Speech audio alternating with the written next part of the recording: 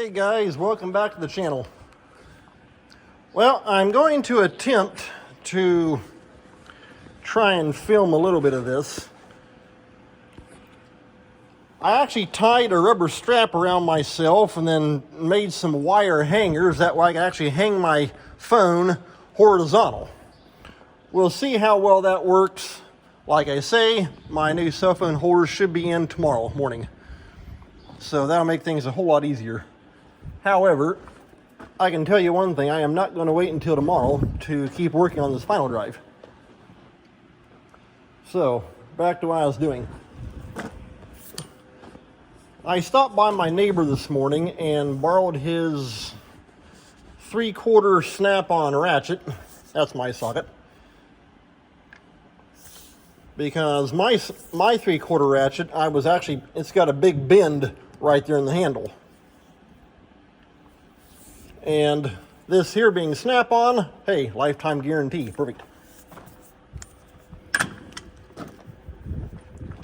Come on, there we go.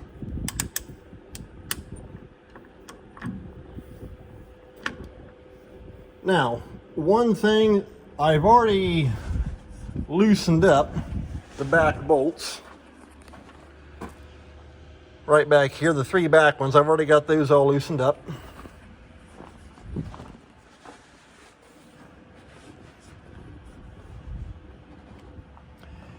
And one thing that I did find, these things, I put a pipe on the end of this.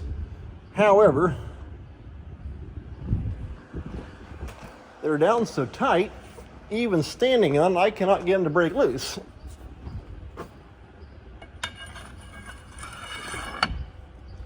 That's what happens when you're not very heavy.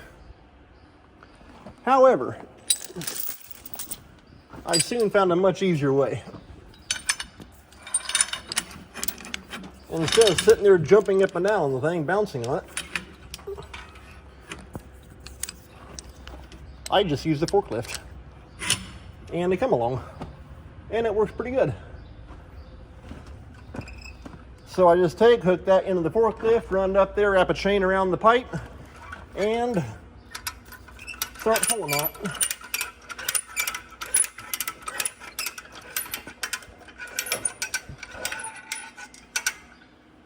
Now I may have to take and move that chain up just a little bit, get just a little more leverage onto it. Come on.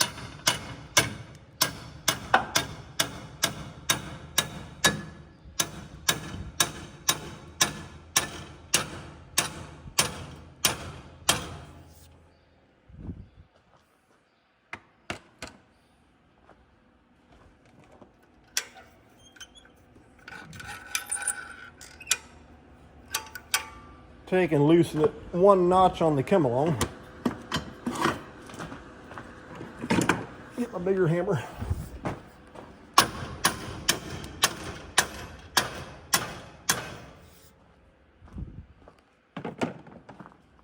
Okay.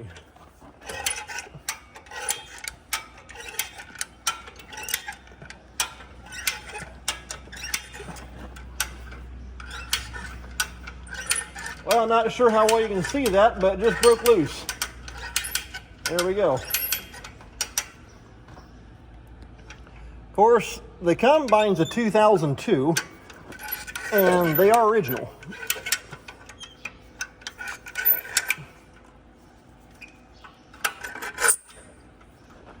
But pulling on it with the come along, and then I just simply hook into the main frame right there on the forklift rack. Forklift acts as a perfect dead weight. There we go. Now I can pull it by hand. Okay, and we're going to go down here to the middle one. Right there in the middle.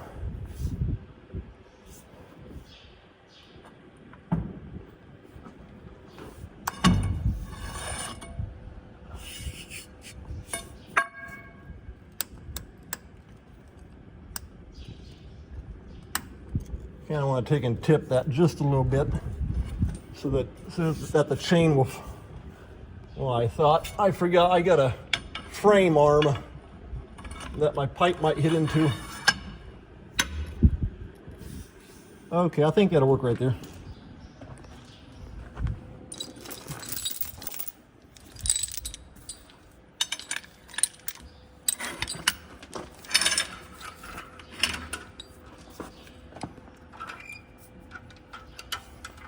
And my forklift, no, my come along's out too much. You gotta take and pull it back some.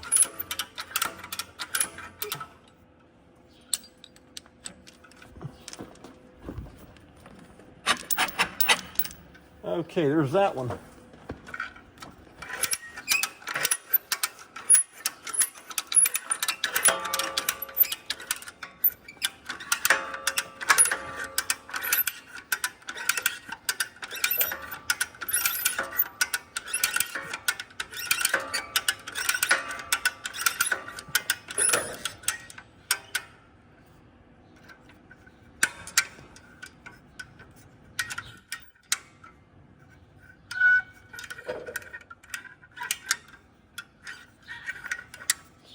Okay, I think that one broke loose also.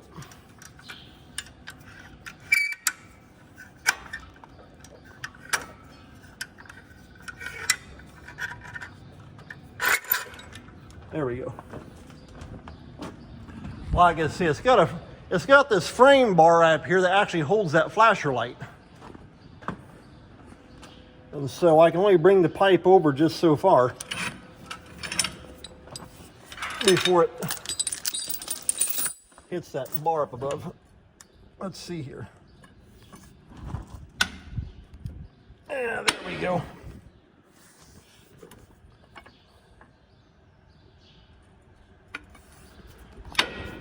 Like I say, once I get them broke loose, no big deal. However, I've already tried that. Standing on it, bouncing up and down, that didn't do any good. I'm not going to sit there and waste a bunch of time with it on all day long either.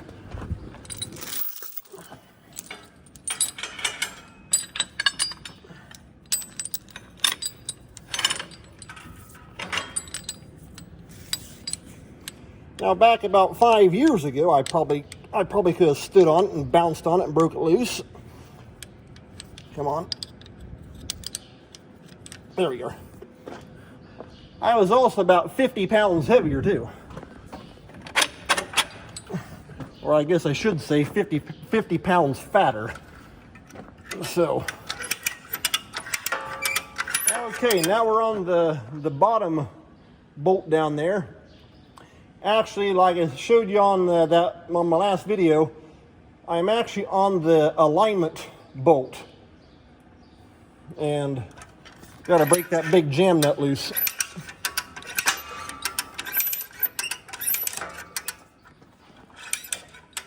Okay, might be yeah, I guess you can probably see that.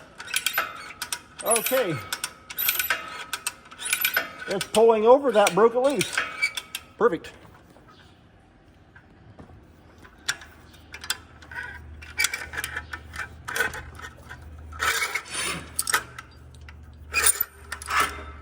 And so, opposed to me getting fat again, I prefer to use the forklift as a good dead weight.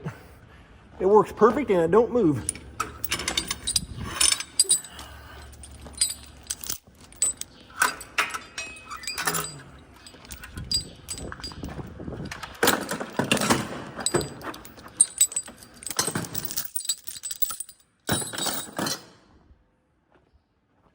Okay, we'll take the extension pipe off. Or cheater bar. However you want to call it. I can tell you one thing, it's definitely warming up out, and the humidity's sky high again today too. Calling for 90s all week. So, time for a good old-fashioned union water break.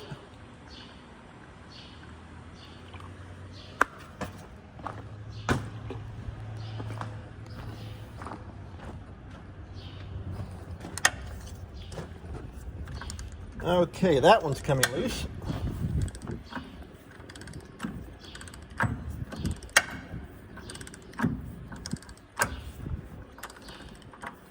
Like I say, I wish there was enough room in here that I could use that big impact. In fact, I did get a good laugh last night.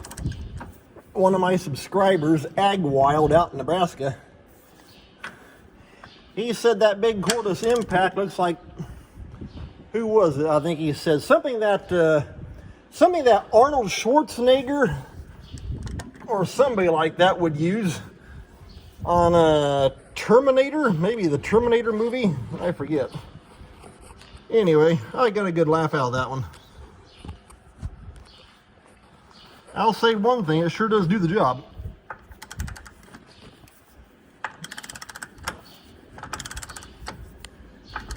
In fact, I actually used that here, it's been a couple months back. One of our landlords, he's got an old Caterpillar excavator. Trying to get my phone set right again.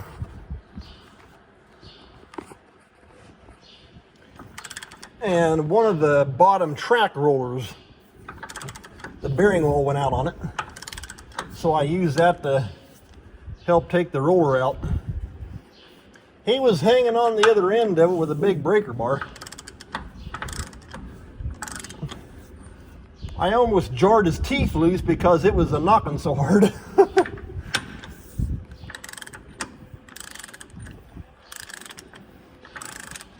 But it broke the big bolts loose, I can tell you that much. And just from what I could tell, the impact was just getting started good. It hadn't opened up into full power. Like I said on one of my previous videos about that thing, there's the old bolt. It's got like power on demand, and so when it starts getting into a hard spot, you'll, as you're holding it, you will feel it begin to increase the power or the torque going out, because it'll almost be wanting to try, it's like it's trying to twist out of your hand.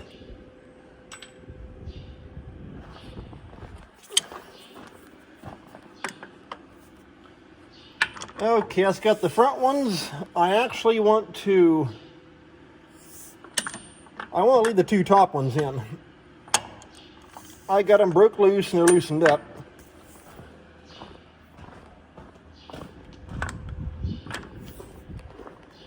Oh boy.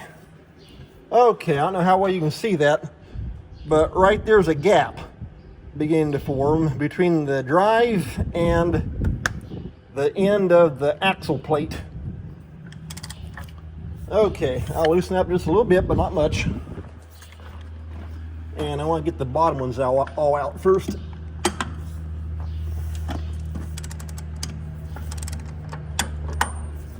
And I got to watch on that one. If I spin the bolt out too far, I can't get the ratchet off. I should be able to use my crescent wrench if I can find the dumb thing.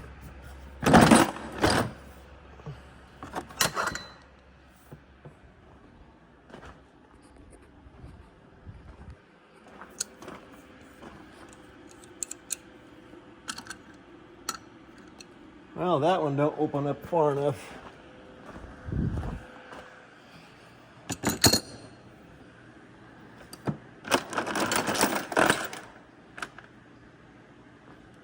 Oh, there it is on the step.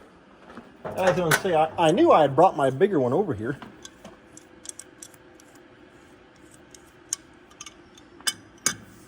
Yeah, there we go.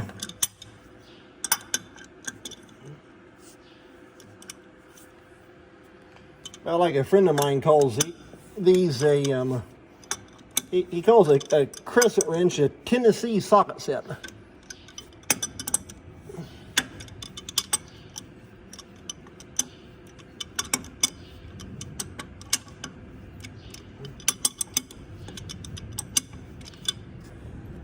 In fact, he actually helped us, my brother, my dad, our one landlord, my cousin,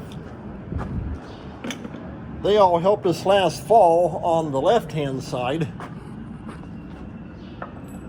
working on getting that one off. Of course, right in the fall time, you're so busy, covered up, trying to get stuff fixed back up, and you're in a hurry trying to get it done. And of course, we had to do all this right out in the field, which made it that much more difficult.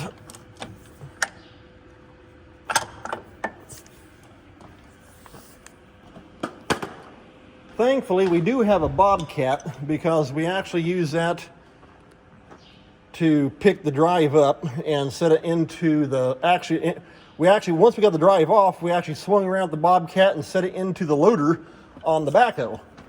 That way I could carry it up here to the house. Well, up here to the shed.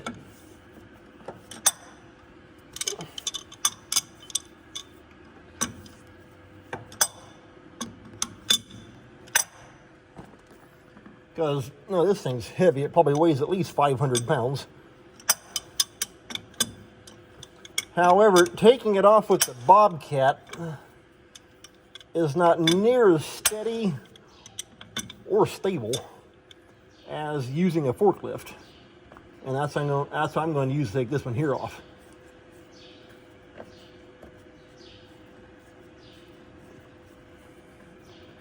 Because my one neighbor stopped by. In fact, it's actually the same neighbor I borrowed that big ratchet off of.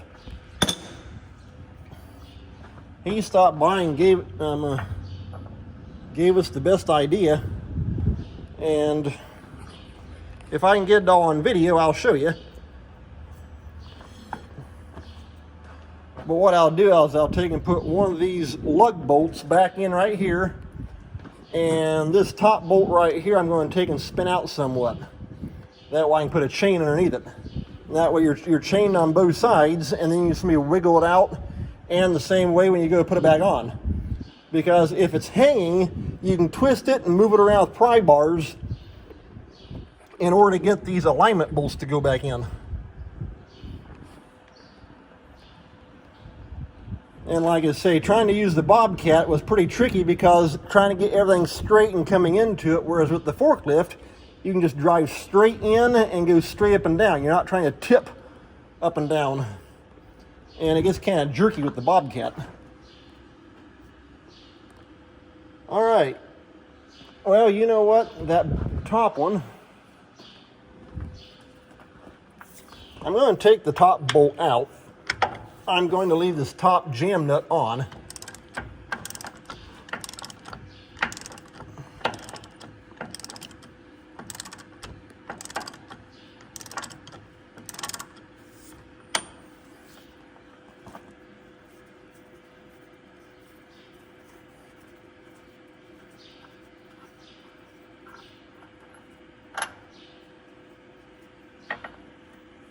And I've already had several people tell me that they want to see what everything looks like inside there.